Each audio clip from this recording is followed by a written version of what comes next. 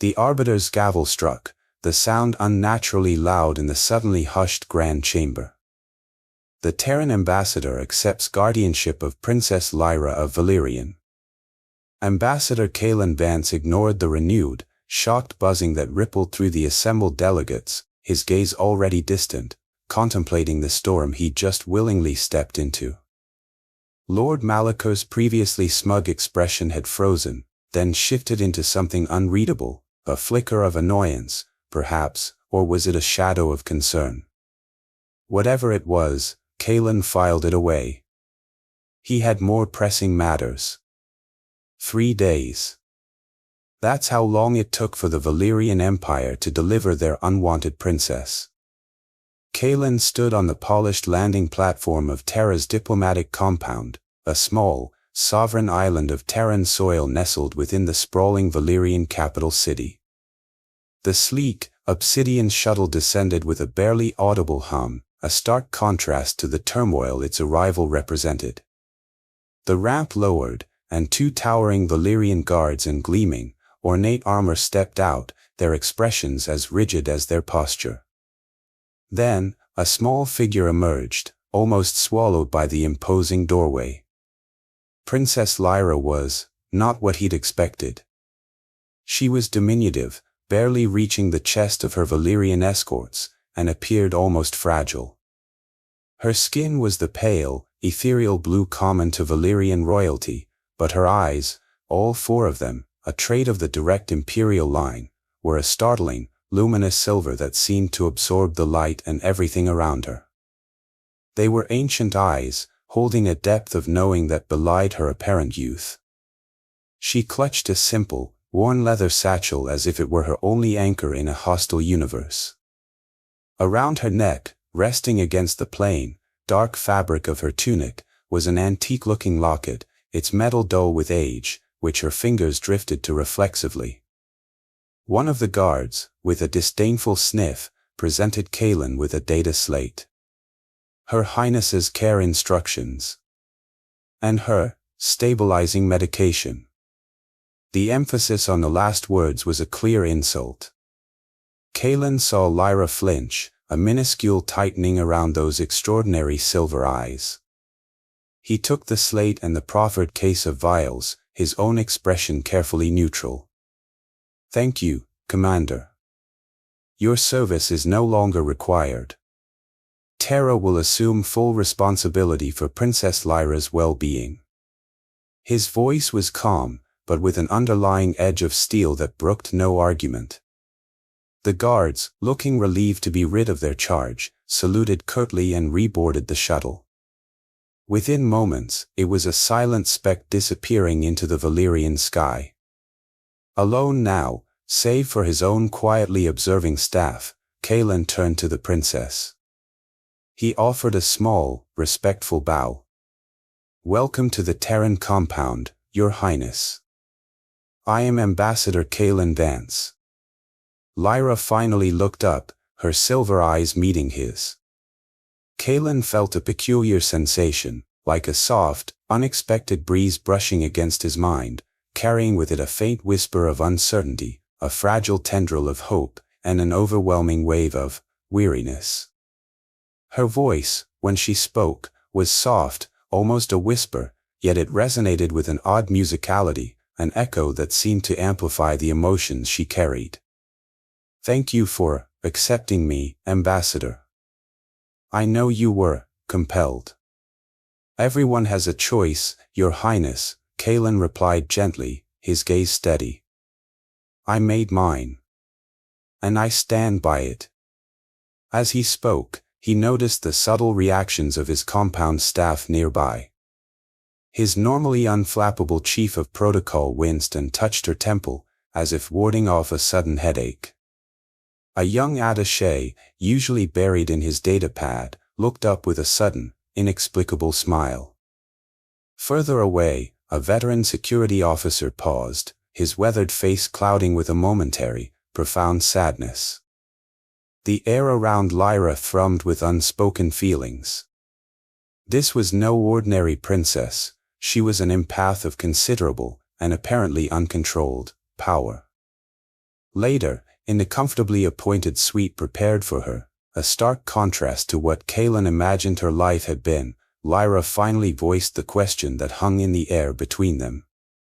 She sat perched on the edge of a plush Terran sofa, her small satchel on the floor beside her, the locket still clutched in one hand. "You feel it, don't you, Ambassador?" she asked, her silver eyes searching his. What I do to people?" Kaelin nodded slowly. "I believe you are an empath, Your Highness. A very strong one." Tears welled in her eyes, making them shimmer like captured starlight. "My father, Emperor Thorian, he called me dangerous. He said a ruler must be cold, logical, untouched." She gestured to the case of medication Kaelin had placed on a nearby table. It numbs the storm. But it numbs everything else too."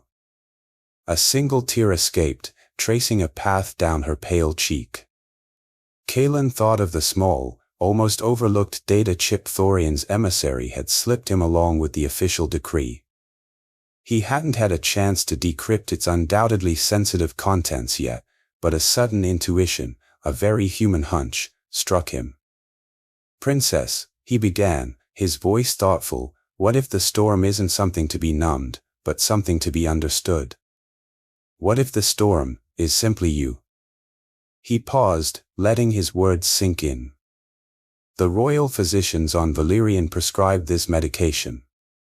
But they aren't here, Lyra." He used her name deliberately, gently. "This is your space now. Your sanctuary, if you'll allow it. The choice, for the first time perhaps, is yours. What would you like to do?" Lyra stared at him, her 4 silver eyes wide with a mixture of shock and something akin to dawning hope.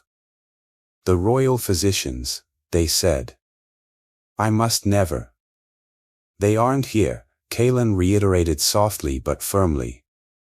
"No one will compel you here." A long silence stretched, filled only by the faint hum of the compound's life support. Then, slowly, almost imperceptibly, Lyra nodded. A tiny, hesitant smile touched her lips. As she did, the antique locket around her neck seemed to pulse with a faint, warm light, a subtle luminescence that went unnoticed by Kaelin, who was focused on the flicker of hope in the young princess's extraordinary eyes. The first step, a terrifying one for her, had been taken. What would happen when this fragile empath, so long suppressed, finally let her true self emerge? And what would the galaxy, or more importantly, the Valyrian Empire, do when they found out?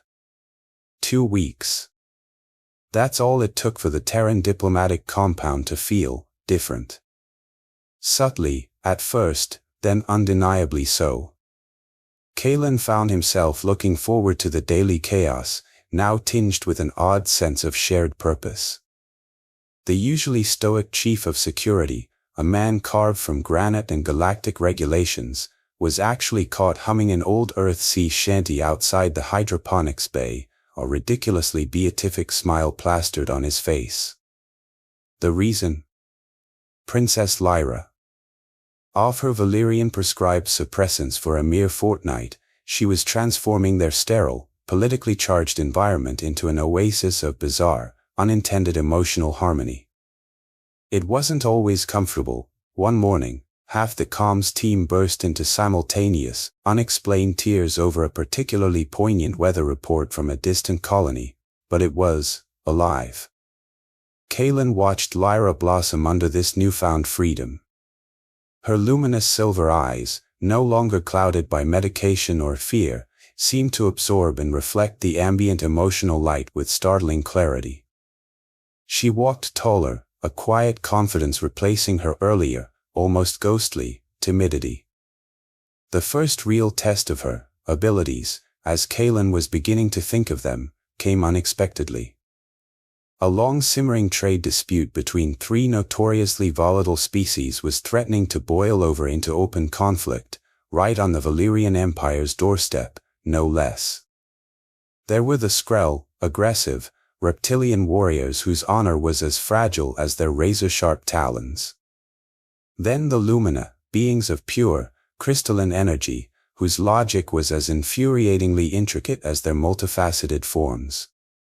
And finally, the Aravoni, gaseous, ever-shifting sentiences who communicated in olfactory poetry and considered solid ground an insult. A diplomatic nightmare. Kalen, sensing an opportunity, or perhaps just a Terran urge to poke the galactic hornet's nest with a stick of good intentions, decided Lyra should observe. "Just watch, Lyra," he'd said, settling her into an adjoining chamber with a one-way mirror. "No pressure. See what you make of it." The negotiations, predictably, devolved into shouting within minutes. The Skrell warlord, Grak, was roaring about broken treaties, his scales literally bristling.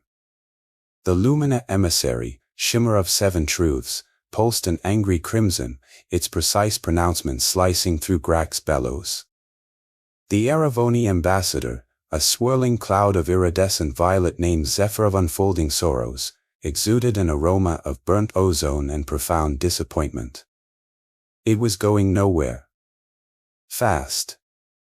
From his observation post, Kalen saw Lyra close her eyes, her brow furrowed in concentration. He felt it then, a ripple in the room's emotional fabric. First, a wave of understanding. Not intellectual comprehension, but a deeper, gut-level recognition. Then, an almost palpable sense of calm began to wash through the main conference room. It was astonishing. Warlord Grak, mid-roar about the sanctity of his ancestral spawning pools, suddenly paused. He blinked his nictitating membranes, a confused expression softening his fearsome visage. "Wait," he rumbled, his voice losing its sharp edge. "Your desperate need for the Kylar crystals, it isn't greed. It stems from the great blight that ravaged your primary hatcheries 3 cycles ago." The Lumina emissary's crimson glow softened to a puzzled pink. "And your fleet movements along our borders, Warlord Grak, they weren't preparations for an invasion, but a desperate, wide-ranging search for uncontaminated nesting grounds for your young." Zephyr of Unfolding Sorrows, the Aravoni ambassador, swirled thoughtfully, its violet hue lightening to a contemplative lavender. Its scent shifted to something akin to fresh rain and nascent hope. Perhaps our traditional atmospheric claims over the Viridian Nebula can be adjusted. If it means easing the passage of your refugee flotillas, Warlord. A decades-long impasse, a powder keg of interstellar animosity, dissolved in under an hour. Kalen was beyond astounded, he was witnessing a miracle. When Lyra emerged from the observation room, she was pale, the effort clearly having taken a toll, but her silver eyes were alight with an exhilarated, incandescent glow. I helped them feel each other, Kalen," she whispered, a tremor in her voice. "I let them see the fear behind the anger, the need beneath the threats." Kalen couldn't stop the wide grin that spread across his face. "Lyra," he said, his voice filled with a warmth that surprised even himself, "you're not defective. You're a diplomatic godsend. You're incredible." The glow of their quiet triumph was shattered by a blaring news alert icon flashing on Kalen's main console.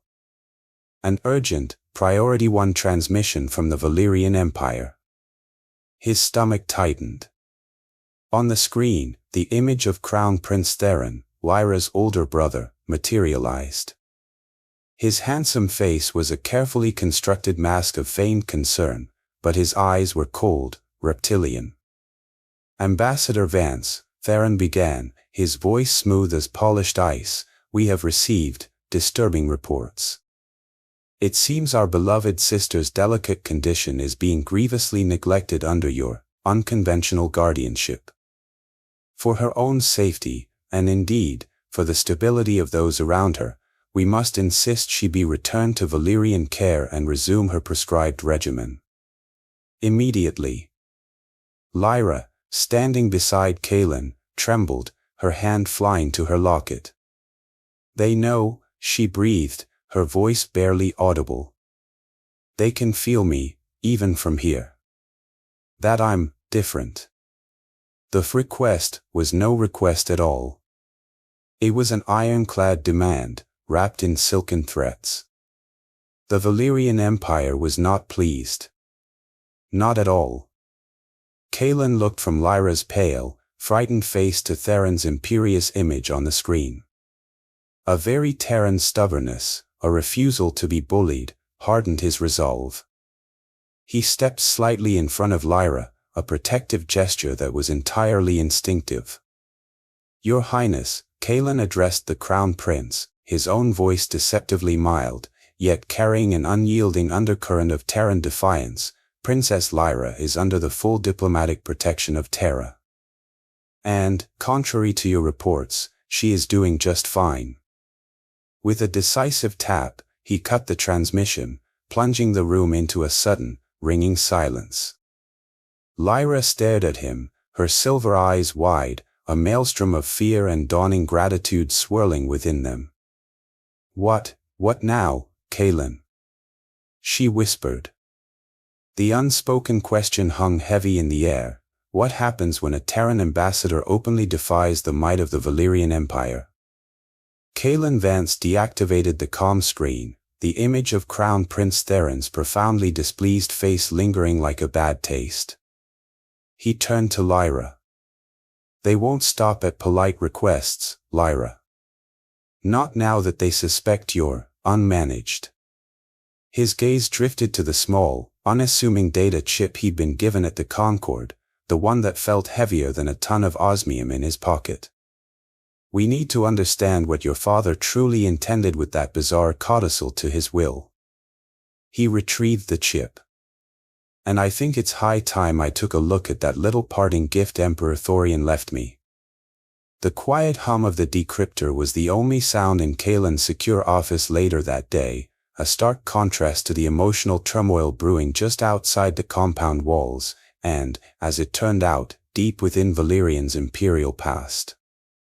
Lyra paced, her silver eyes restless, her hands twisting the ancient locket at her throat.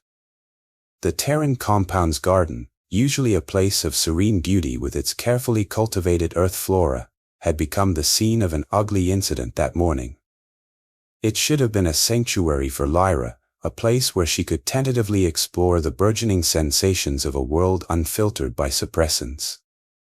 Instead, it had become a kill zone. A flicker of crimson light, the unmistakable hiss of a disruptor beam scorching the bark of an ancient Terran oak Lyra had been admiring. Those were the first warnings.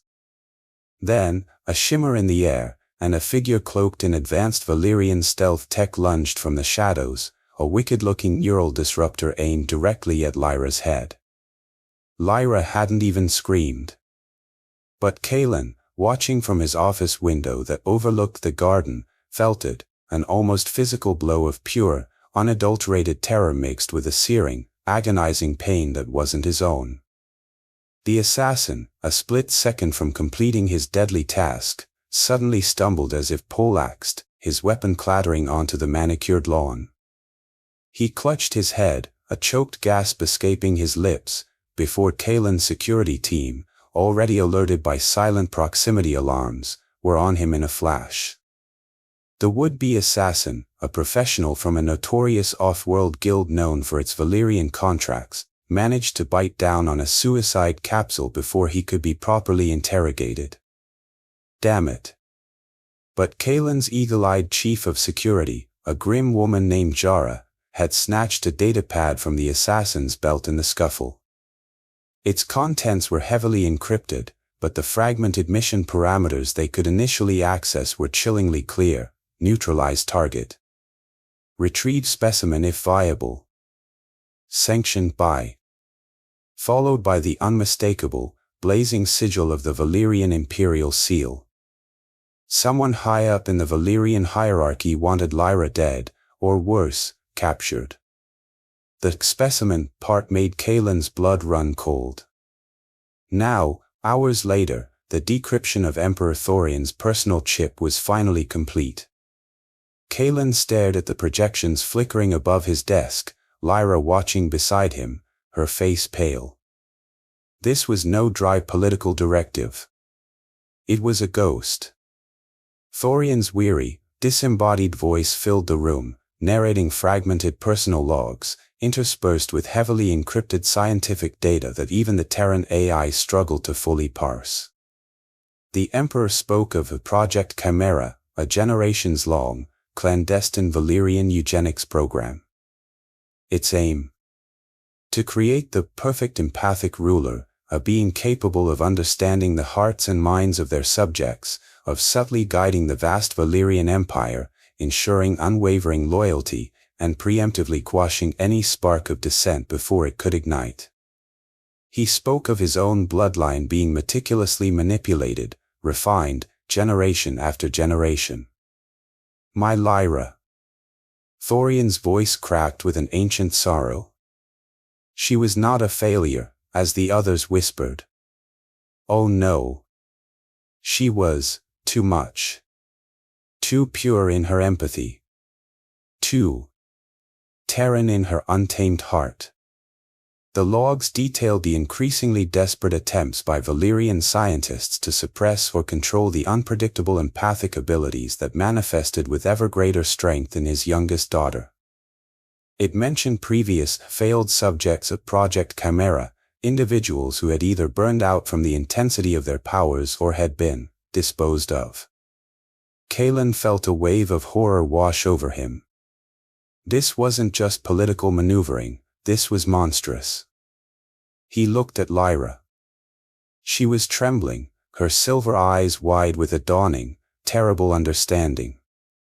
He experimented on us. She whispered, her voice choked. On his own family. To make us tools. She clutched the locket at her throat so tightly her knuckles were white. Kalen reached out, his gaze softening as he examined the locket properly for the first time.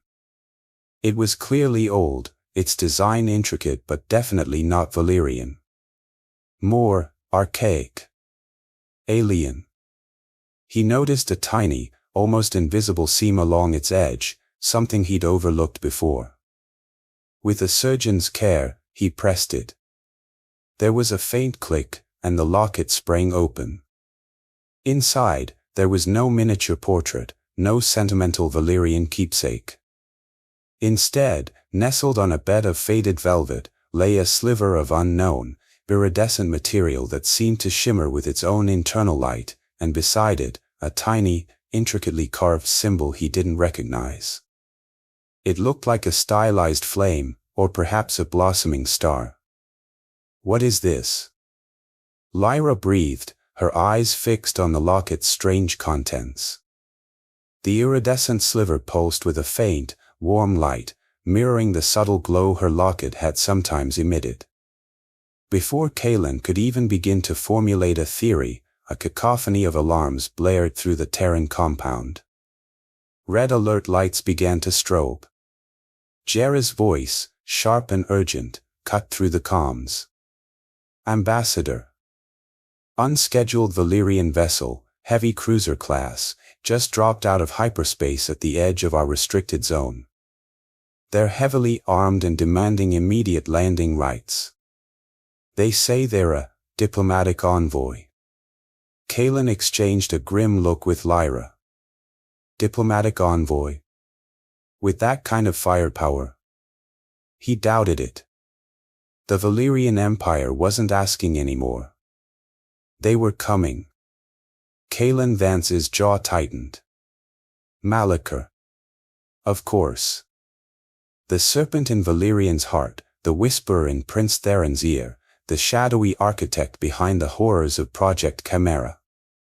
This was no rescue. This was a retrieval. The Valyrian heavy cruiser, its weapon ports gleaming menacingly, hung in orbit above the Terran compound like a predator poised to strike. Its massive silhouette filled the main view screen in Kaelin's command center, a blatant show of force. Lord Valerius Malachor, Kaelin's voice was laced with ice, his hand hovering near a concealed defense control panel on his console. To what do we owe this aggressive visit? Your ship is in violation of 16 separate Concord statutes regarding diplomatic approach. Malachor's holographic image materialized on Kaelin's screen, a tall, imposing figure in severe black Valyrian robes, his sharp features etched with an arrogant smirk. He was flanked by grim-faced Imperial guards. Ambassador Vance. A pleasure, as always. His tone was anything but. I am here on the direct orders of the Valyrian Empire to ensure the safe return of Princess Lyra. Crown Prince Theron is unavoidably indisposed and has entrusted me with her retrieval. For her own protection, naturally. The unspoken threat hung heavy in the air: cooperate, or else. Lyra, standing rigidly beside Kaelin, flinched. She could feel Malachor's intent, a cold, cloying wave of it washing over her. It wasn't protection he offered. It was capture. Control. Images, sharp and terrifying, flashed through her mind: sterile laboratories, gleaming instruments, the suffocating agony of the suppression drugs, the ghosts of other subjects of Project Chimera. This man was the monster from her darkest nightmares. Kaelin, ever the diplomat even under duress, began to stall. Lord Malachor, any action taken against a sovereign Terran diplomatic mission will be considered an act of war by the Terran Confederacy. Furthermore, he continued, his fingers flying across his console, the Galactic Concord is, as we speak, being appraised of your unorthodox methods of diplomacy. I am formally requesting Concord observers to monitor this situation. Malachor actually laughed, a short, derisive bark. The Concord? They laughed when you saddled yourself with that defective creature, Terran. They will thank me for containing the threat she poses before her. Instability further embarrasses the Valyrian name. Or worse. That was it. Lyra couldn't stay silent any longer. Stepping fully into the view of Malachor's transmission, her small figure radiated an unexpected intensity. Her silver eyes blazed. A threat, Lord Malachor. Her voice, though still soft, now resonated with a power that made the air in Kaelin's command center thrum. Or are you simply afraid of what I represent? Afraid of the truth of what you and your cohorts did to my family, to my father's dream? Malachor's smirk wavered. Just for a second. But it was there. Your father, Princess, initiated Project Chimera. He snarled, his composure cracking. He dreamed of a perfect ruler, a Valyrian dynasty guided by perfect understanding. He dreamed of understanding, yes. Lyra shot back, her voice ringing with a daughter's fury and a victim's pain. Not of chains. Not of tortured minds and broken spirits. You twisted his dream into a nightmare to serve your own insatiable imperial ambitions. On Malachor's holographic bridge, several of his crew members stirred uneasily, their eyes darting between Lyra and their commander. Malachor himself flinched visibly at the raw power in her voice. My father sent me to Terra, Lyra pressed on, her conviction growing, because he knew Terrans, with their open hearts and their messy, beautiful emotions, wouldn't try to break me, unlike you. He knew they would see a person, not a project. As she spoke, the intricate, flame-like symbol etched into the strange material within her locket flashed in her mind's eye. And with it, a surge of unexpected strength, a clarity of purpose she'd never known. It wasn't just her own anger anymore. It was the echo of her father's sorrow, the lingering fear of all the other forgotten subjects of Project Chimera whose tormented essences she could now dimly sense, a chorus of pain resonating from the data Thorian had left behind. She didn't consciously direct it, but the wave of raw emotion, grief, betrayal, righteous fury, slammed into Malaker's bridge. The effect was instantaneous and dramatic. Several of Malaker's bridge crew cried out, clutching their heads. One officer stumbled back, his face ashen. Another stared at Malaker with dawning horror, as if seeing him for the first time. "What is this witchcraft?" Malaker spluttered, his face contorted in a mixture of rage and something that looked remarkably like fear. His carefully constructed control was shattering. Just then, the proximity alarms shrilled again. On the tactical display, a flight of sleek, silver Concord observer ships began to shimmer into real space, their running lights blinking like accusing eyes. Kalen allowed himself a grim smile. His message had gotten through. Malaker, seeing his military advantage and his narrative control slipping away with every passing second, snarled an order to his comms officer. "Fire a warning shot. Target unpopulated Sector Gamma 7 of the compound. Show these Terran primitives and their Concord lapdogs we mean business." A blinding flash erupted from the Valyrian cruiser. The Terran compound rocked as the energy bolt impacted the designated shield perimeter. Alarms screamed. Chaos erupted. The lion was in the den, and he was baring his teeth. The acrid smell of burnt ozone from Malaker's warning shot still hung heavy in the air as the ultimatum from the lead Concord observer ship cut through the chaos. Transported under heavy Concord guard, Lyra soon found herself once more in the vast, crystalline grand chamber of the Galactic Concord. This time, however, the cavernous space was not filled with derisive laughter, but with a suffocating, judgmental silence. The air was thick with a volatile mix of fear, accusation, and a dawning, uneasy curiosity. Lyra stood beside Kalen, not in the shimmering silks of Valyrian royalty, but in the simple, functional lines of a Terran diplomatic uniform, a silent statement of her chosen allegiance. At the central platform, already spewing his venomous rhetoric, was Lord Valerius Malaker. His voice, amplified by the chamber's acoustics, dripped with feigned concern and righteous indignation.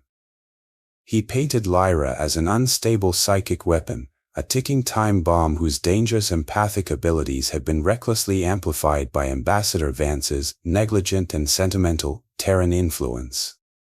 He cited the chaos on his own ship's bridge, the way his crew had been mentally assaulted, as irrefutable proof of her manipulative, uncontrollable power.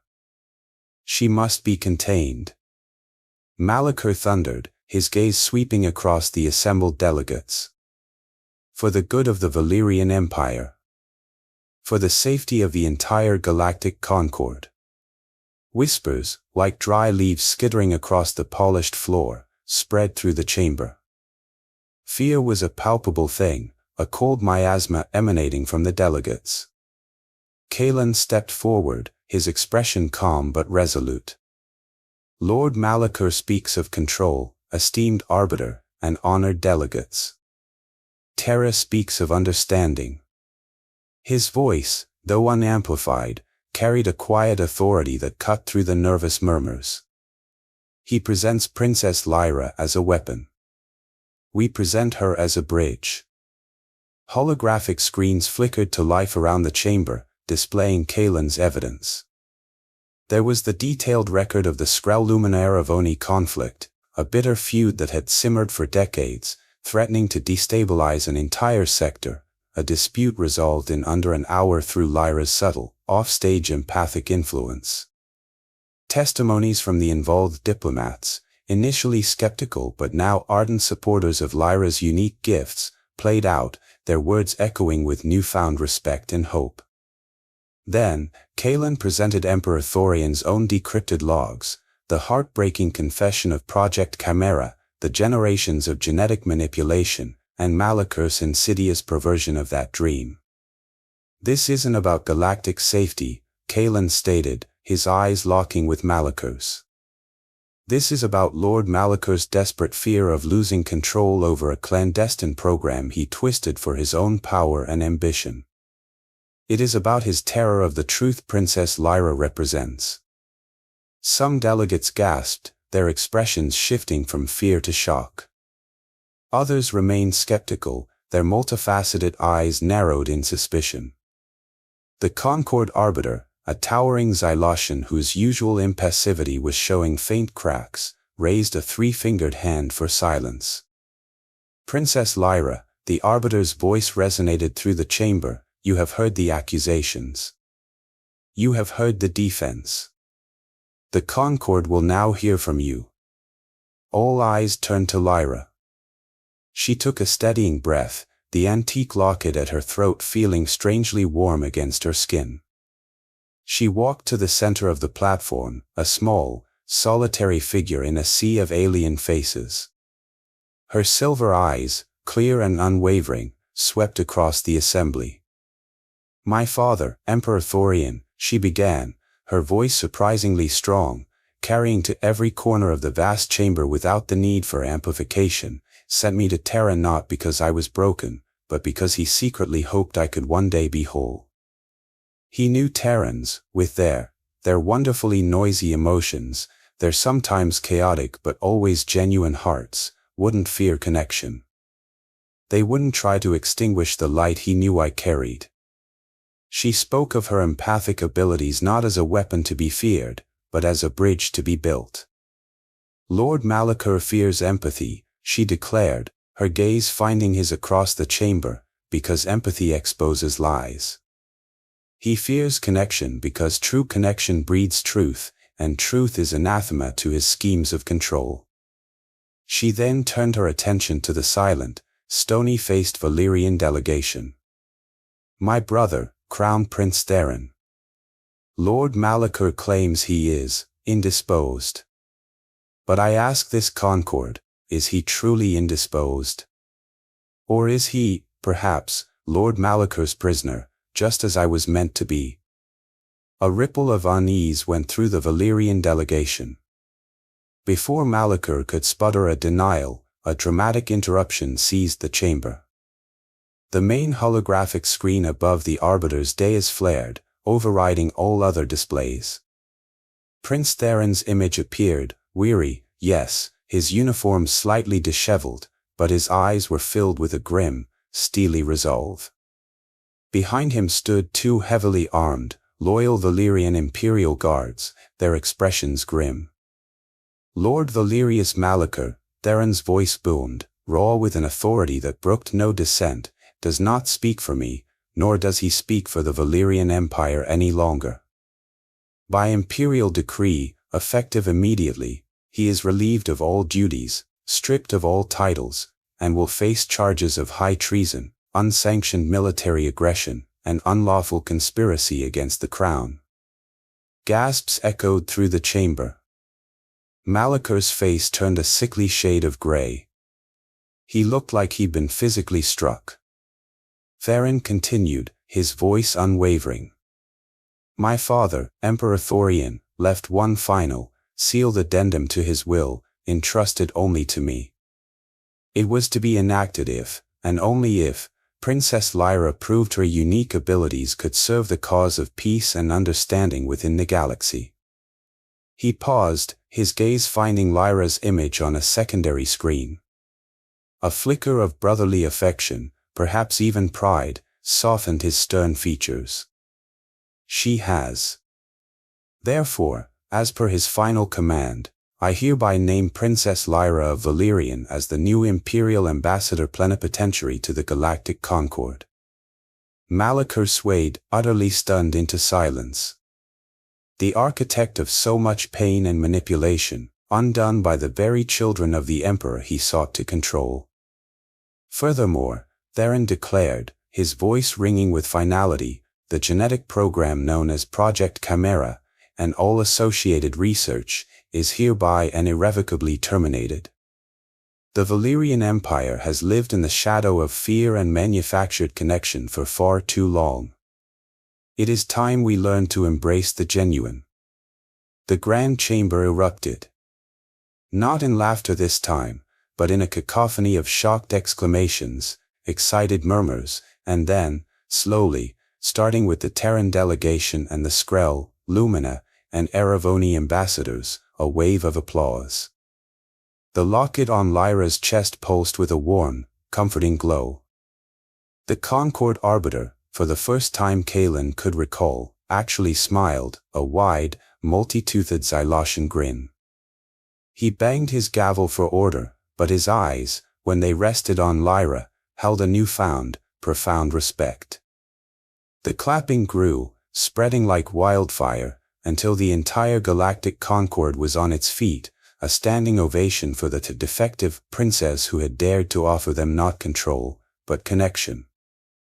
Malachor, his face a mask of disbelief and ruin, was silently escorted away by Concord security. His reign of whispered terror was over. The Concord's decision to recognize Lyra as Imperial Ambassador, and Theron's stunning denunciation of Malachor and Project Chimera, reverberated across the galaxy like a shockwave.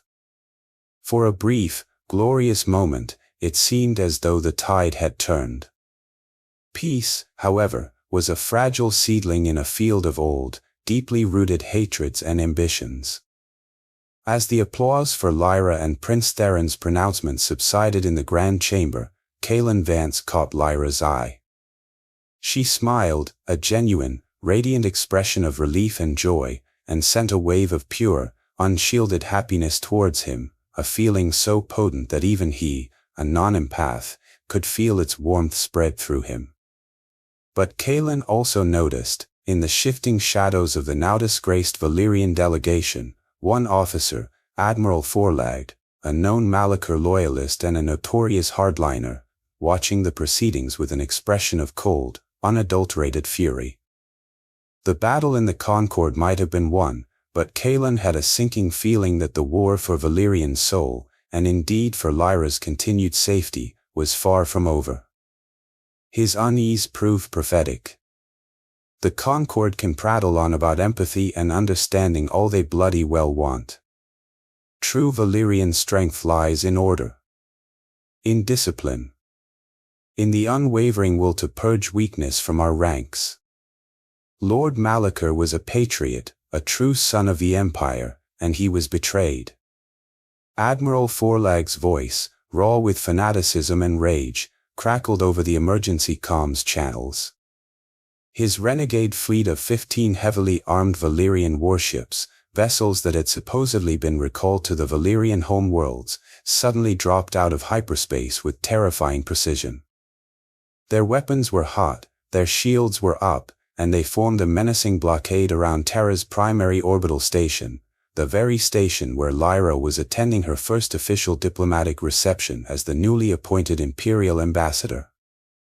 Forlag, a gaunt, hollow-eyed zealot whose loyalty to Malachor's ideology bordered on the religious, was a relic of Project Chimera's darkest days. He demanded Lyra be handed over to his protective custody immediately. He railed against the corrupting Terran influence that had, in his view, poisoned the Valyrian imperial line. He insisted that the complete data archives from Project Chimera, which Theron had ordered sealed and eventually expunged, were too dangerous to be made public and must be secured, by him, naturally. Kaelin was on the station with Lyra, along with a small Terran delegation. Panic erupted around them as the station's defense sirens wailed. Prince Theron, en route to Terra with his own fleet but still several hours distant, transmitted a direct, furious order for Forlag to stand down and surrender his command. Forlag, predictably, refused, citing true imperial security and the sacred duty to preserve Valyrian purity. He was clearly unhinged, a cornered animal lashing out. But Lyra, amidst the chaos and the rising fear of the station's inhabitants, felt something else emanating from Forlag's ships, a deep undercurrent of fear and uncertainty from his own crews. Many of them, she sensed, had families who had been directly affected by the generations of Project Chimera's manipulations. Many more were simply tired of the endless oppression, the secrets, the rigid, emotionless control that had defined Valyrian society for too long. They were soldiers, yes, but they were also fathers, mothers, sons, and daughters. "Let me speak to them, Kaelin," Lyra said, her voice calm amidst the rising panic. She placed a reassuring hand on his arm. "Not just to Forlag. To all of them." Kaelin looked at her, saw the quiet strength in her luminous silver eyes, and nodded slowly. What did they have to lose? "Do it, Lyra. Patch her through to all the Lyrian fleet channels," he ordered his comms officer. Lyra's image, small but resolute, appeared on the main bridge screens of every ship in Forlag's renegade fleet. She didn't command or threaten. She didn't plead. She simply shared. She shared her own pain, the suffocating loneliness of her childhood, the crushing weight of being labeled defective. She shared her father's hidden regrets, the sorrow she had felt in his decrypted logs. She spoke of the unexpected joy of her newfound freedom on Terra, the simple relief of being allowed to feel without shame. She painted a picture of a Valyrian empire that didn't need to fear its own heart, an empire that could be strong and compassionate. And then, she projected the raw, unvarnished truth of Project Chimera, not as a source of imperial strength, as Forlag claimed, but as a festering wound inflicted upon their own people, a legacy of suffering that had touched countless families. She spoke of children like her, their innate empathic gifts stifled, their spirits broken by drugs and cruel conditioning, all in the name of an impossible, inhuman ideal of control.